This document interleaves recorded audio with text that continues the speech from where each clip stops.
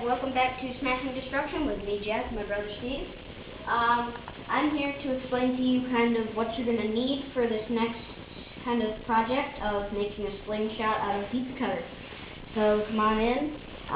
You're going to need a pizza cutter like this, except this isn't a very good example because you're going to need a second one of these plastic pieces on this side of the blade too. You could probably get that at, CVS, Walgreens, anywhere there, drugstores. Any drugstores.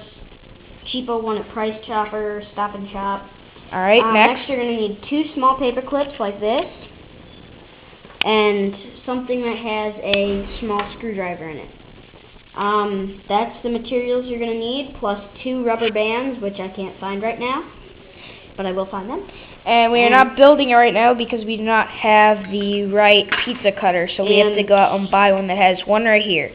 If we can't, then we'll have to make something else out of it. So that's all for now. So, anything else, Jeff? Not really. If you want to see how to do it, tune in for the next video with all your supplies and watch and learn.